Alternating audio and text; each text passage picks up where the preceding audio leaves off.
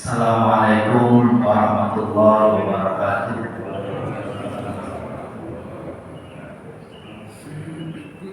Innal hamdalillah nahmaduhu wa nasta'inuhu wa nastaghfiruh wa na'udzu billahi min shururi anfusina wa sayyiati a'malina.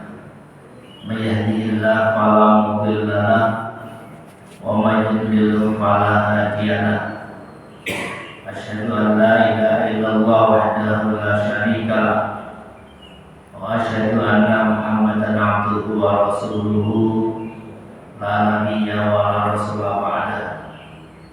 Allahumma shalli wa sallim wa barik ala Rasulillah wa ala alihi wa ashabihi wa mawala. Amma ba'du fa ya ibadallah, usikum wa nafsi bitaqwallah faqad fazal muttaqun.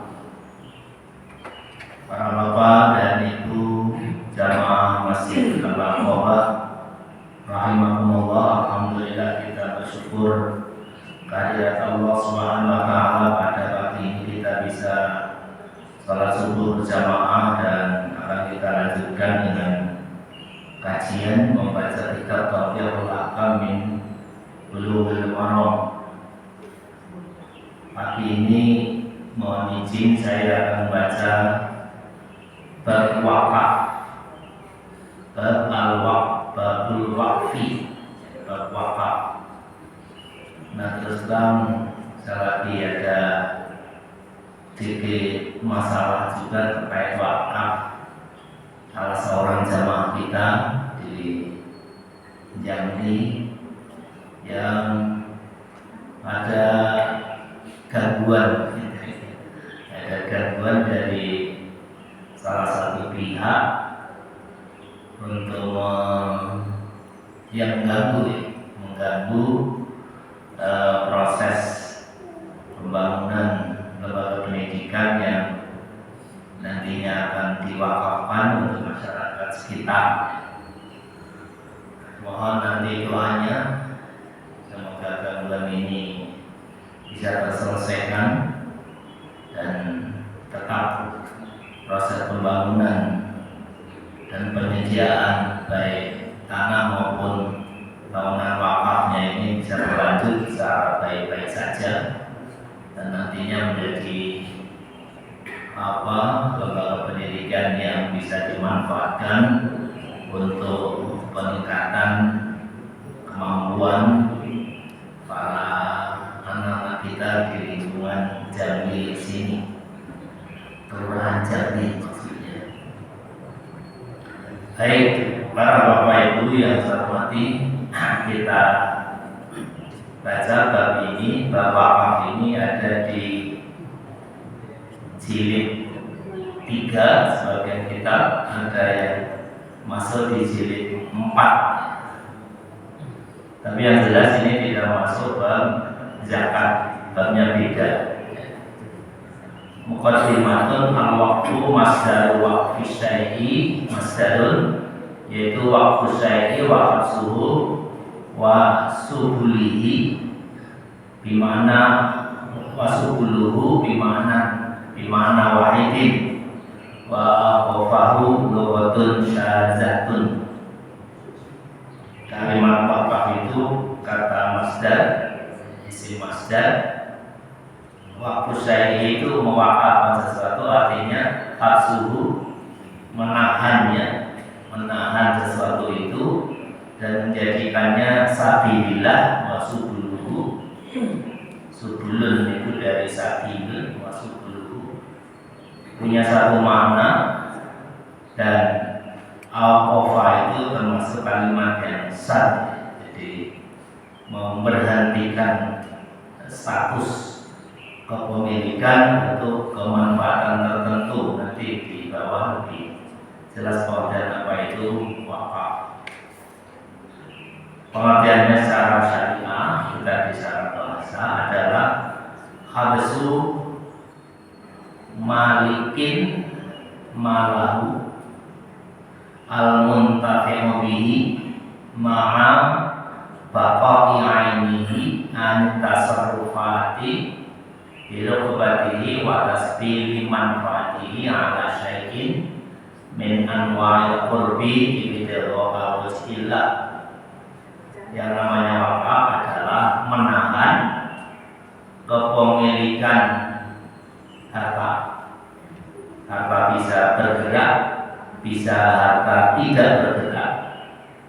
Kalau tidak bergerak itu ya tanah, ya aset, ya apapun yang tidak bisa dipindah gitu. Yang bergerak ya kayak mobil, kayak sepeda motor, kayak apa lainnya. Al-muntafi'u bihi yang dimanfaatkan. Jadi tanah itu, bangunan itu, kendaraan itu dimanfaatkan. Ma'abaqa'i ini tetapi harta itu atau benda itu tetap tidak berubah, tidak berkurang. Tanah ya tetap sejak awal nilainya misalnya jumlahnya misalnya 100 meter ya tetap 100 meter. Kendaraan juga begitu dan sebagainya.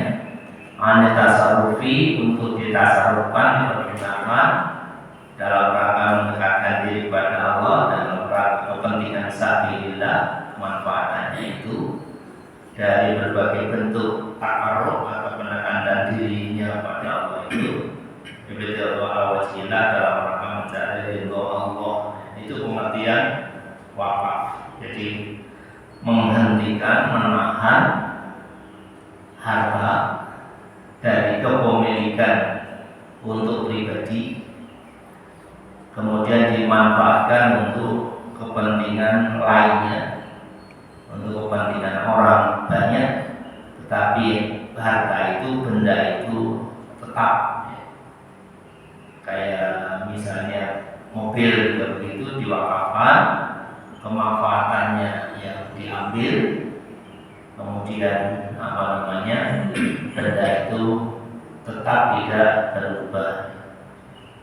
Ini sebenarnya terus belum dibuat. Ini belum bisa.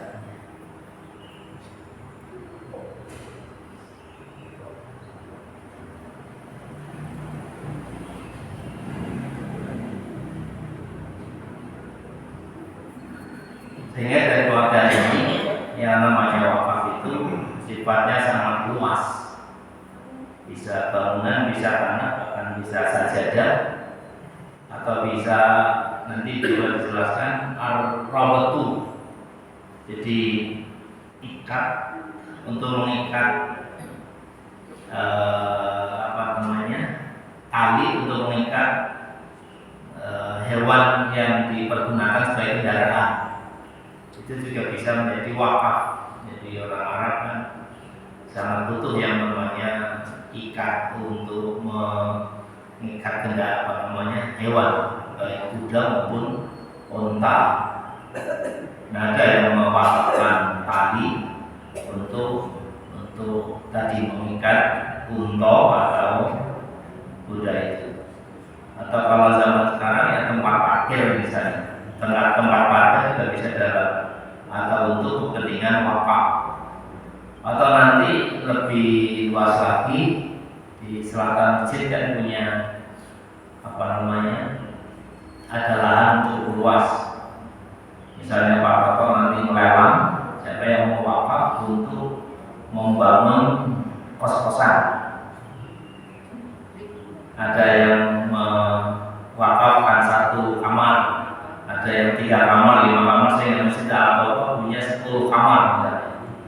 Kemudian 10 kamar itu diwakafkan oleh masing-masing yang memberi biaya pembangunannya itu, kemanfaatannya atau hasil dari kos-kosannya itu dimanfaatkan untuk kepentingan masjid misalnya, itu juga namanya wakaf. Dan ibu dan bapak saya kira sekarang sudah mulai menghitung ya potensi untuk Jambi Perme laris kos-kosan itu ke depan kayaknya tinggi karena keunikan ya dekat kalau lewat Rufik itu. Apalagi kalau nanti jalannya sudah jadi hanya 5 menit, 10 menit Sehingga bisa jadi nanti para mahasiswa nyari kos-kosan terjamin permanen. Kalau Alangkobah punya 10 kamar untuk kos-kosan, sebulan misalnya berapa? 700.000, 500.000, kan berarti satu bulannya 5 juta, 5 juta setahun, alhamdulillah. Dan itu ya potensi, dan itu mungkin bagi kita.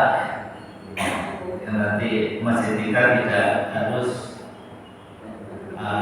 khawatir kehabisan uang kalau punya program apapun bisa dicoba untuk dibuat, dan kita punya sumber dana yang tetap, atau yang lain-lain yang saya kira bisa dimanfaatkan oleh banyak orang atau kepentingan kebaikan. Itu namanya al-waqfu, termasuk wifi misalnya kita membelinya, kemudian kita manfaatkan untuk berbagai kepentingan, termasuk kajian, termasuk misalnya anak-anak yang sekolah harus pakai Zoom, harus pakai Google Meet, tapi di rumah tidak punya wifi, itu juga bisa disebut sebagai wakaf wifi untuk kepentingan yang lebih manfaat bagi para pihak. Minna hadis Abi Hurairah, ada berapa yang dijadikan dasar bagi wakaf ini. Antaranya ada hadis yang diriwayatkan dari Abi Hurairah, anna Nabi sallallahu alaihi wasallam qala, "Idza mata banu Adam inqata'a amaluhu illa min salasin." Kata Rasul, kalau seseorang itu meninggal, putuslah semua amalnya kecuali 3 hal. Yang pertama adalah sedekahun jariyatun, sedekah yang terus mengalir kemanfaatannya. Ya. Jadi para ulama mensepakati bahwa wakaf itu masuk kategori sedekah jariyah, sedekah yang terus mengalir kemanfaatannya. Bahkan sekarang mulai dikembangkan, dan itu diatur dalam undang-undang tentang wakaf nomor 41 tahun 2004, undang-undang tentang wakaf, bahwa wakaf juga bisa berbentuk uang. Cuma aturannya yang mungkin perlu diperbaiki karena ngalirnya selama ini atau sesuai aturan itu pihak bank syariah. Jadi misalnya Pak Yusuf mau wakaf uang 1 juta, 2 juta, 5 juta, itu uangnya dititipkan ke bank syariah, nadirnya juga pihak bank. Nah, selama uang itu dititipkan di sana punya nilai manfaat, atau cara istilah konvensionalnya ada bunganya. Nah, nilai manfaat itulah yang dimanfaatkan, dipergunakan. Uang 1 juta, 2 juta, 5 juta itu tidak terkurangi, karena itu wakaf, tidak boleh dikurangi. Sehingga misalnya 5 juta, kemudian 1 bulan nilai kemanfaatannya sekarang berapa? Apa nilai manfaat dari deposito syariah? Ada 1% atau ada 2%? Kalau 1% kan 1 juta itu 50 itu 10.000, pas 100.000. 10.000 kalau 10 juta berarti 100.000 kok kecil ya? Makanya ya harus besar ya, 1 miliar gitu. Kalau 1 miliar sehingga nilai manfaatnya besar. Itu miliar. Kenapa? Kalau Pak Yusuf miliar. Amin, itu Pak Yusuf. Amin. Doa orang ikhlas itu nanti lah ijabah maaf dikabulkan Allah. Ya. Ya, jadi apapun yang bisa dimanfaatkan, kemudian status kepemilikannya ditahan, artinya tidak lagi menjadi kepemilikan kita, kemudian dimanfaatkan untuk kepentingan kebaikan, masuk kepentingan fisabilillah. Dalam cerita para sahabat yang paling terkenal dan monumental itu wakafnya Utsman bin Affan. Tapi sebenarnya wakaf itu justru pertama yang melakukan adalah Umar bin Khattab. Suatu saat nanti tahu ada hadis secara khusus. Suatu saat Umar itu memperoleh tanah yang sangat strategis. Cara sini ya mungkin di jalan besar itu udah golf di pinggir jalan dan nilainya sangat mahal. Umar memperoleh tanah di wilayah Khaybar. Kemudian dia matur pada Rasulullah, ya Rasul, saya dapat tanah dan itu tanah sangat-sangat tinggi nilainya, sangat strategis. Tidak pernah saya dapat tanah semahal ini. Maka mohon arahannya kira-kira bagaimana saya bisa memanfaatkannya. Kemudian Rasulullah menasihatinya untuk diwakafkan. Maka kemudian diwakafkan, tanah itu dimanfaatkan, nilai kemanfaatannya untuk sabilillah, untuk kepentingan bersama, dan nilai wakaf atau harta itu tanah itu tetap ya. Tapi yang kemudian punya nilai monumental itu Utsman bin Affan sampai sekarang. Jadi Utsman bin Affan waktu itu mungkin pernah kami cerita di forum tertentu di sini. Di suatu saat ada terjadi kekurangan air. Jadi ada saat waktu itu banyak masyarakat yang tidak bisa memperoleh air. Satu-satunya sumber air adalah milik orang Yahudi. Kemudian orang-orang Muslimin di Madinah hanya bisa memperoleh air dengan cara membeli, dan membelinya antri karena saking banyaknya yang butuh, yang masih ada sumber airnya yang bisa keluar airnya hanya satu. Kemudian Utsman muncul pikiran bisnisnya. Wah, ini kalau terus begini, si orang Yahudi semakin kaya, kaum muslimin semakin kesulitan memperoleh air. Kemudian si Utsman inisiatif mau beli sumur itu. Nah, orang Yahudi juga karena pikiran bisnis ya tidak boleh. Kalau beli Utsman ya saya tidak punya penghasilan, berapapun pertama saya dapat uang banyak. Orang Yahudi ini tidak boleh dibeli karena itu menjadi penghasilan yang menjanjikan. Dan Utsman berpikir bagaimana caranya biar saya bisa memilikinya. Kemudian Utsman nembung untuk beli separuh. Kalau tidak boleh dibeli semuanya, bisa saya beli separuh. Nah, karena semua sudah mungkin di separuh barangnya, maka diatur separuh harinya. Jadi gantian, hari Senin itu sumur milik Yahudi, nanti Selasa milik Utsman, Rabu milik Yahudi, Kamis milik Utsman, dan seterusnya beli separuh. Ini orang Yahudi itu setuju beli separuh, harga mahal. Nah, ketika Utsman sudah membeli separuh, diumumkan kalau pas jatah saya dari Selasa, maka kaum muslimin sekitar itu silahkan ambil sebanyak-banyaknya, sehingga cukup untuk 2 hari. Sehingga hari berikutnya ketika jatahnya orang Yahudi, tidak ada orang yang beli air. Kemudian Rabu hanya lagi yang ambil air karena pas jatahnya milik Utsman. Begitu seterusnya. Hanya Yahudi, waduh jika saya kalah set. Akhirnya si orang Yahudi tidak dapat apa-apa karena semakin tidak ada yang beli, hanya dijual semuanya kepada Utsman, dibeli juga oleh Utsman dan diwakafkan. Jadi siapapun yang membutuhkan air silakan ambil dan tidak harus beli.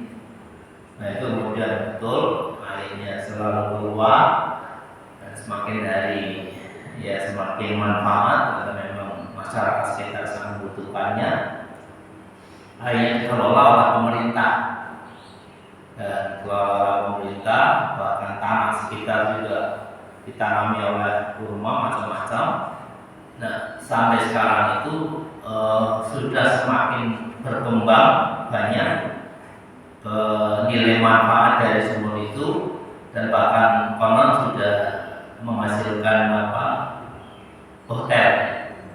Berapa hotel dibangun dari hasil wakaf Utsman bin Affan ini, dan itu pun kemudian tetap kemanfaatannya diwakafkan untuk kepentingan bersama dan untuk fisabilillah. Nah, wakafnya Utsman bin Affan sampai sekarang itu masih terus jariah, masih terus mengalir, pahalanya terkirimkan pada al-waqif, pada yang wakaf. Nanti kita ketika mewakafkan apapun yang kita punya, kekayaan kita membangun masjid, lembaga pendidikan atau apapun yang kemanfaatannya langgeng, itu juga seperti itu, jariah, terus mengalir, terkirimkan dari pahalanya pada kita.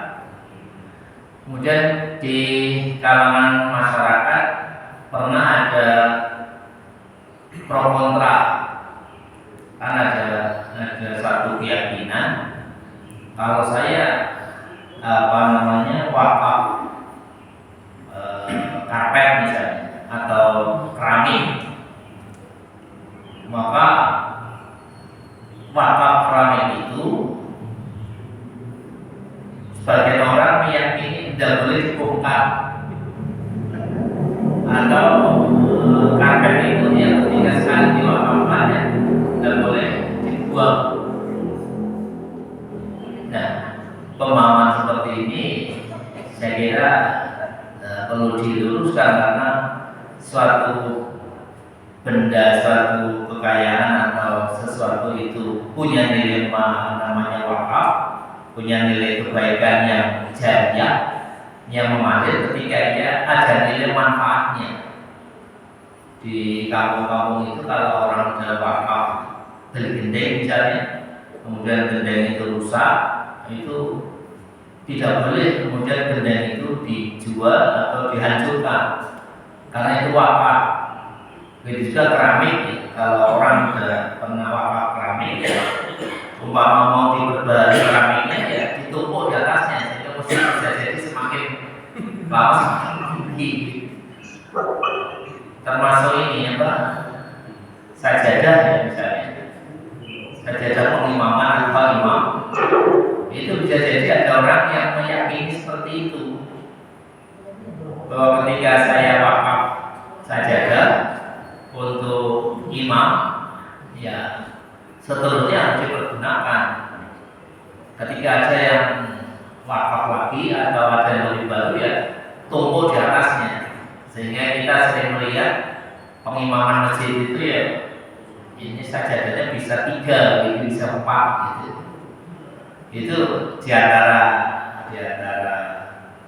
keyakinan masyarakat, karena ketika sudah wakaf itu ya harus hartanya itu tetap, tidak boleh kemudian dibuang, dijual dan sebagainya. Mungkin dia berpedoman pada bahwa wakaf itu memang tidak boleh dijual, tidak boleh dihibahkan, tidak boleh diwariskan, ya. Tetapi ketika benda itu sudah tidak punya nilai manfaat, kayak misalnya tadi sudah rapuh karpetnya atau keramiknya juga sudah tidak layak dipakai gitu ya, tentu sudah tidak perlu lagi dipertahankan. Sehingga ya pemahaman yang saya punya itu ya ketika sudah tidak lagi punya manfaat, ya sudah di akhir ya, tidak bisa dipakai lagi.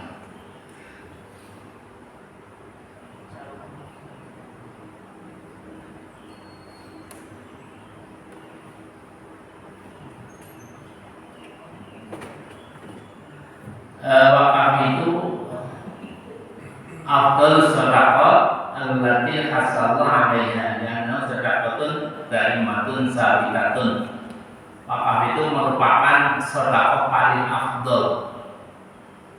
Karena apa? Karena dia itu sedekah yang daimatun sabitah, yang tetap, yang terus mengalir kemanfaatannya, tetapi tadi sepanjang memang masih terus manfaat. Wadal fadlu tabu alaihi idza kana waqfan syar'iyyan maqsudan bihi wajha Allah ta'ala wajhatan musarifahu ila wujud birri wal ihsan. Keutamaan ini tentunya kalau dilakukan sesuai syariat, dan maksudnya juga dalam rangka mencari keridhaan Allah Ta'ala, dalam rangka pentasarufan kekayaan itu untuk berbagai bentuk kebaikan, bir wal ihsan, misalnya bina masjid, membangun masjid, al-i'ana ala ilmin nafi'in, untuk membantu anak-anak yang belajar ilmu, wa da'wah ila Allah, dalam rangka dakwah, wal masyari' ila khairiyah, dan segala cara-cara mencari melakukan kebaikan. Itu wakaf dia utama, sangat utama, bahkan sedekah paling utama, karena daimah, karena mengambil kebaikan kemanfaatannya dengan syarat melakukan wakafnya itu syar'inya, sesuai syariat, dan niatnya niat mencari wajah Allah. Ada pembahasan di kalangan para ulama bagaimana kalau wakaf untuk ahli warisnya.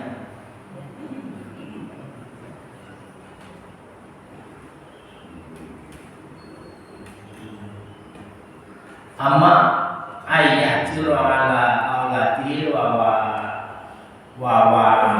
rosi wa warasatihi bismil waqfi lialla yabi'uhu aw taksur tuyunahu fayaqul aqar fasyata ayyubama lihi fa yashabil huquq aw yaqifu ala awladihi fayuhabi wa'uhu wa yahrum. Bagaimana kalau orang tua wakafkan kekayaannya untuk anaknya biar hartanya tetap dan tidak kehilangan sumber penghasilan anaknya? Maka para ulama beda pendapat.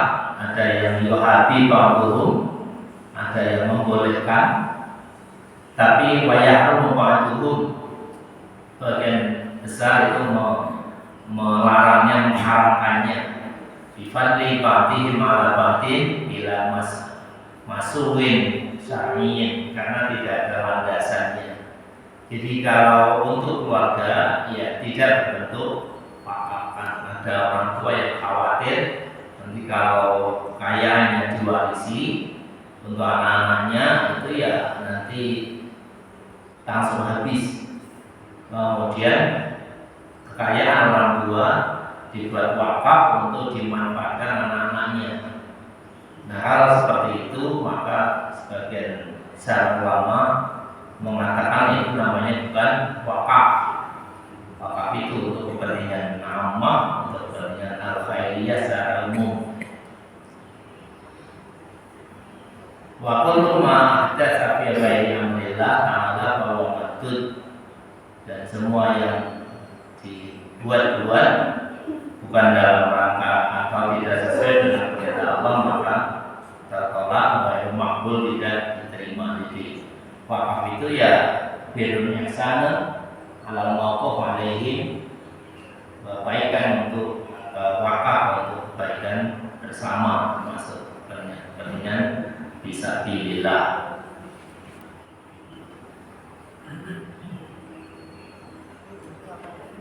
Wa serta ayat mu'abbadatun lil waqif yajri alaihi sawabwa ba'dam qita'i amalihi wa intihai amalihi bi khurujihi min dunyahu ila akhirih. Jadi wakaf itu adalah sedekah yang kekal pahalanya mengalir pada si wakif setelah putus nilai pahala dari amal lainnya, dan setelah dia meninggal dunia kepada Allah Subhanahu wa taala. Jadi keutamaan wakaf itu karena dia mu'abbadah, manfaat pribadi, dan itu kembali masih wakil. Allah berfirman, inna nahnu nuhyil mauta wa naktubu ma qaddamu wa asarahum wa kulla syai'in ahsaynahu fi imamin mubin. Kami yang menghidupkan yang mati, dan kami menulis apa yang sudah mereka lakukan dan juga tinggalan mereka, dan segala sesuatu kami perhitungkan dalam kitab yang mubin, yang nyata. Itu di surat Yasin ayat 12, bahwa Allah mencatat semua amal manusia termasuk tinggalan mereka.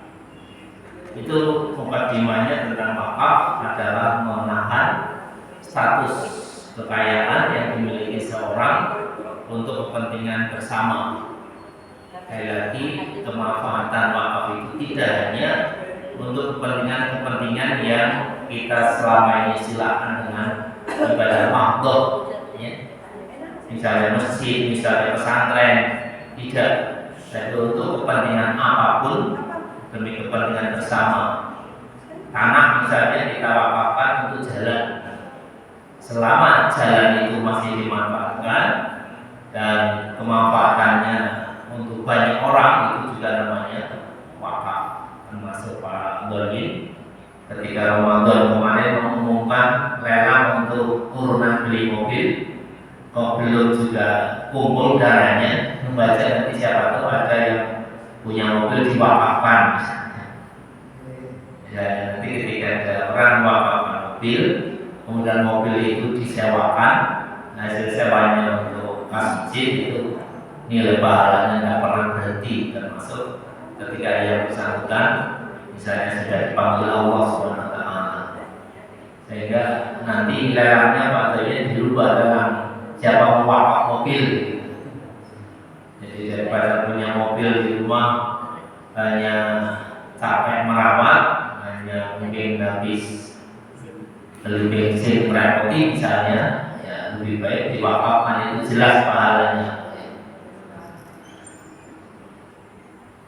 Wakaf juga tidak harus seterusnya selamanya.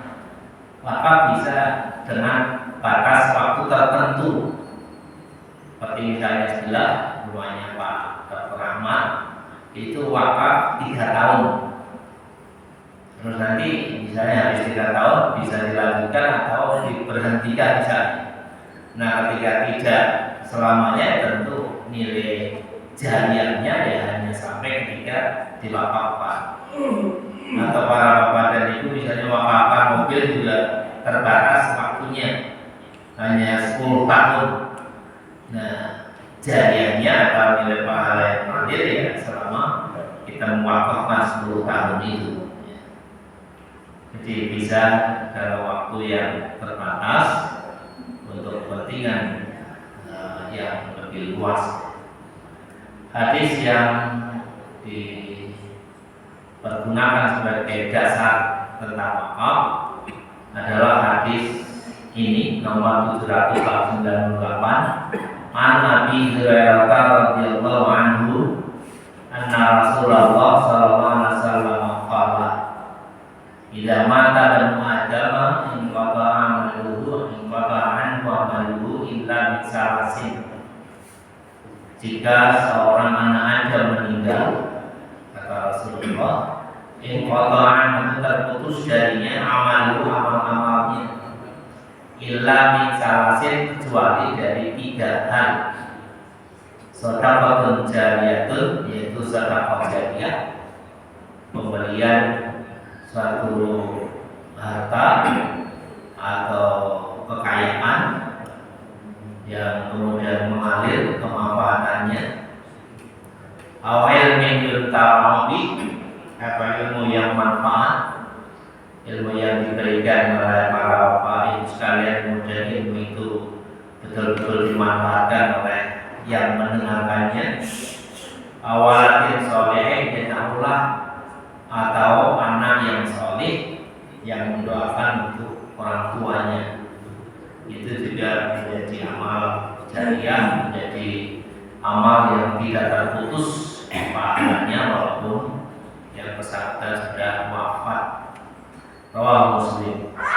Berapa pengertian dari hadis ini adalah pertama, si penyusun kitab ini menyebutkan hadis ini di bab wakaf karena wakaf itu termasuk sedekah jariyah.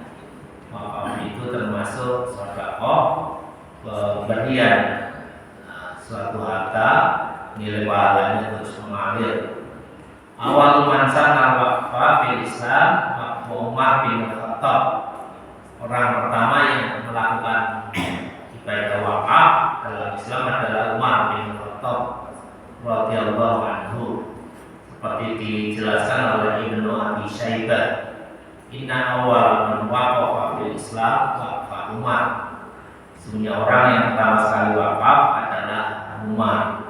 Saya insya Allah nanti di bawah ada hadisnya tentang itu, yaitu yang tadi kami sedikit ceritakan ketika Umar bin Khattab memperoleh tanah di Khaybar dan tanahnya sangat-sangat strategis, itu dia wakafkan untuk kepentingan fisabilillah, kepentingan masyarakat luas. Dunia ja'ala Allah ta'ala daru amalin yatazawwadu minhal ibad minal khairi aw yahmiluna ma'hum minasyarri darul ukhra allati hiya darul jaza wa sayaflihul mu'minun kama sayafsirul mukhritun. Dunia ini Allah jadikan sebagai darul amal, sebagai rumah beramal atau tempat beramal. Yatazawwadu minhal ibad, para hamba Allah disediakan atau semestinya mencari bekal dari dunia ini berupa kebaikan, yahmiluna ma'hum minasyarri, atau bisa jadi bahkan mereka melakukan keburukan liddaril ukhra untuk nanti diperhitungkan di akhirat. Allati hiya darul jaza, yang akhirat itu adalah darul jaza, rumah balasan, rumah atau tempat pembalasan. Wasaya oleh mukminin akan beruntunglah orang-orang beriman yang tadi yatazawwadu minha, itu yang berbekal diri dengan kebaikan itu. Kama sayafsirul mukhritun, seperti juga akan rugilah orang-orang yang mukhritun, yang melampaui batas, yang tidak memanfaatkan dunia ini untuk darul amal itu, untuk darul untuk rumah atau tempat berbekal itu. Ini satu filosofi yang ditulis mu'allif, bahwa ketika kita di dunia sebenarnya ada dua pilihan. Apakah kita akan berbekal dengan dunia yang kita punya untuk kebaikan, atau sebaliknya. Karena dunia yang ada itu tidak akan punya nilai apa-apa sebelum ia dijadikan sebagai amal untuk berbekal kita semuanya. Ketika kita punya harta, kalau tidak kita manfaatkan untuk itu, maka yahmiluna ma'hum minasyarr, kita akan justru memperoleh kebaikan. Karena harta itu Allah bisa menghisabnya tidak hanya satu pertanyaan, dua pertanyaan pasti akan kita jawab. Dari mana kita dapat, dengan cara apa kita memperoleh, dan yang kedua untuk apa kita pergunakan. Sehingga saya kira malu semuanya, orang yang hartanya tidak sedikit banyak, itu amalnya akan lebih lama, bukan amal, hisabnya akan lebih lama daripada yang kekayaannya hartanya tidak banyak. Karena dia ditanya dua hal tadi. Kalau orang yang hartanya tidak banyak, ya hanya dihisab, perhitungan apa saja yang sudah dilakukan, apa saja amalnya.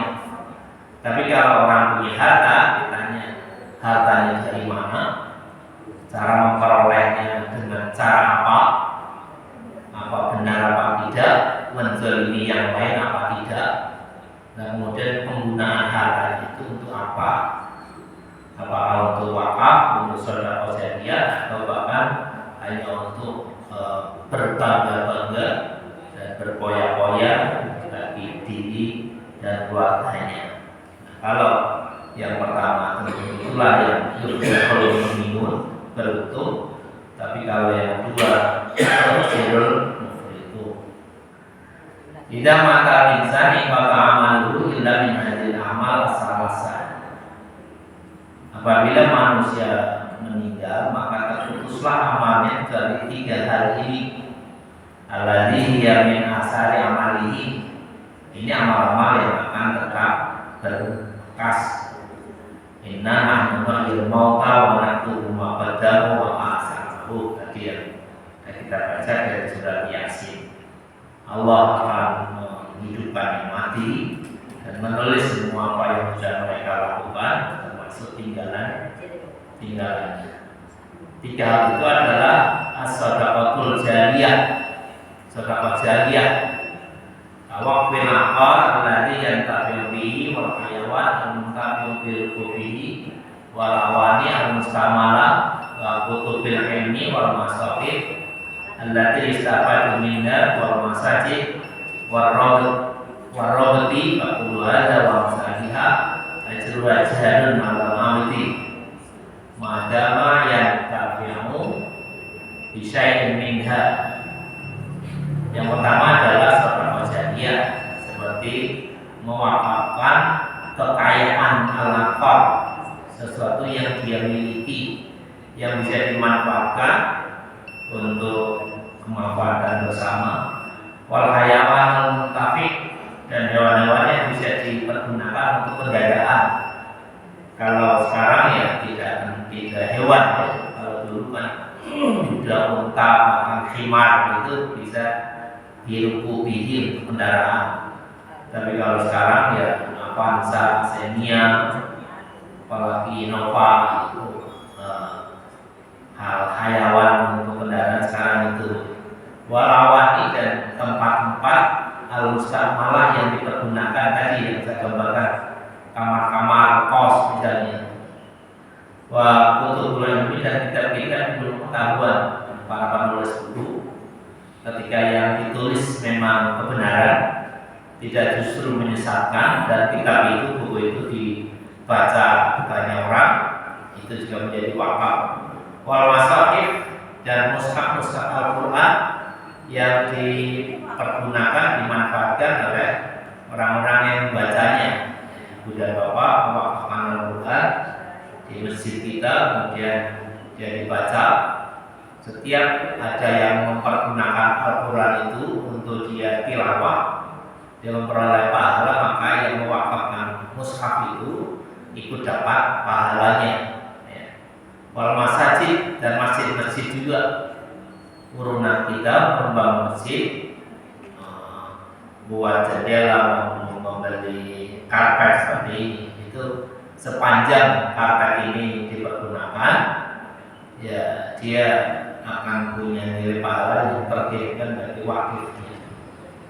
Makanya kadang ada orang, wakaf saya karpetnya jangan di belakang tapi di depan, karena belakang jarang dipakai. Saya kira malaikat tidak sepinci, artinya tidak seperti itulah. Sepanjang kita wakaf ya, nilainya pemanfaatannya sama, ya sama. Kemudian berebut yang wakaf dari uang saya, tolong dibuat atau bahkan di pengimaman. Kalau pengimaman malah hanya pemanfaatannya satu, kalau di depan itu yang banyak. Paling sering pakai kan garis paling depan. Jadi sepanjang itu dimanfaatkan, maka akan nilai wakaf, nilai jadi. Warna betul itu tali pengikat kendaraan. Keluar dan semuanya ini nilai pahalanya jalur adalah dia akan mengalir pada si wakif madama yang kami bisa ini selama masih bisa dimanfaatkan. Tadi kalau misalnya nanti karpet ini sudah lapuk, ya tidak kemudian kita berpendirian nggak boleh dilepas, nggak boleh dibuang, ya sudah lapuk ya sudah dibuang. Berarti nilai wakafnya sudah berhenti. Nah kalau ingin berlanjut ya beli lagi. Artinya yang dulu beli show pertama ya dia beli lagi untuk menggantikan yang lama atau malah yang lebih baik. Jadi kemudian tidak boleh dilepas karena itu wakaf. Kalau mau diganti yang lain tumpuk atasnya. Wala ala muqadai waqfi an-nafi ini sebesar-besar fadilah wakaf yang bermanfaat alladzi yu'inu 'alal khairi wal amali shalihah, yang membantu bagi orang yang melakukan wakaf itu dalam bentuk memanfaatkan kebaikan dan amal-amal shalihah min ilmin wa jihadin wa ibadatin wa hamidalika, dalam rangka mencari ilmu, menuntut ilmu, jihad fisabilillah dan ibadah serta lain-lain. Jadi pemanfaatan itu sangat luas. Berikan beasiswa bagi anak yang sekolah itu juga bisa menjadi jariah bagi kita semuanya.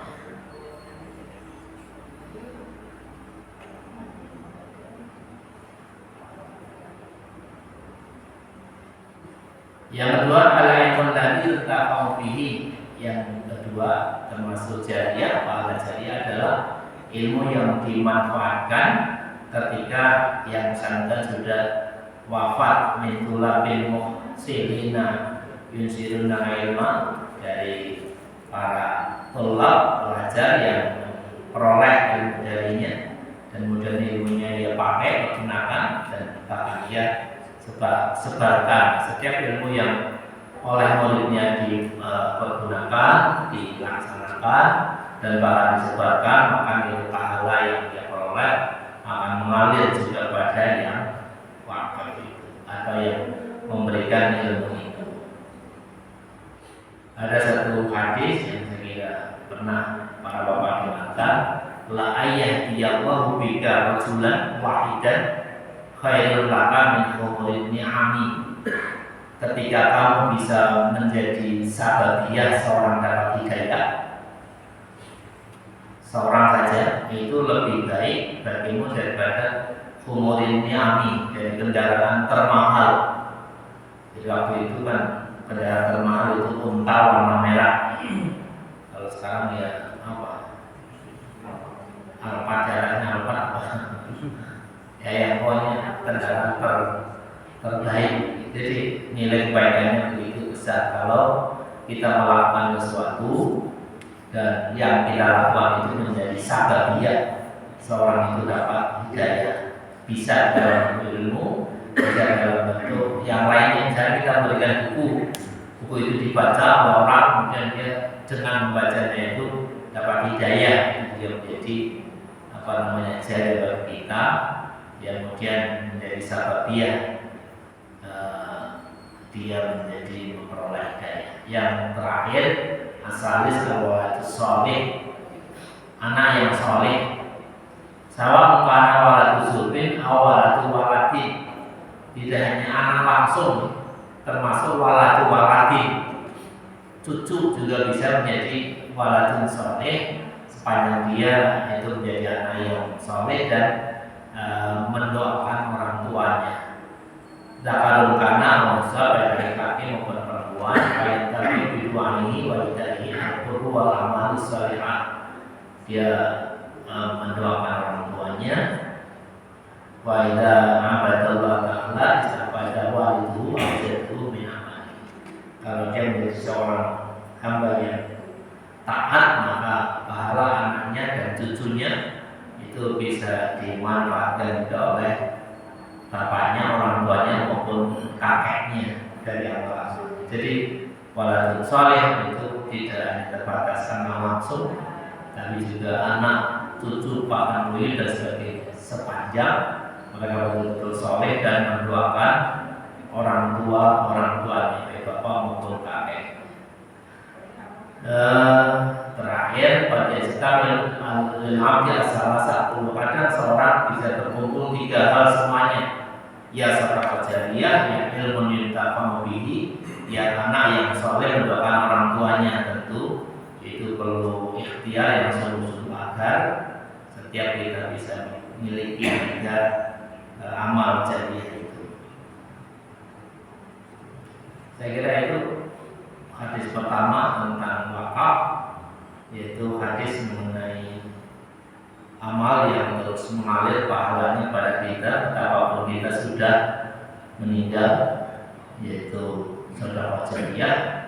Karena itu mari kita yang punya apapun yang bisa dimanfaatkan untuk kepentingan bersama dan kepentingan sabilillah, kita investasikan itu untuk jariyah.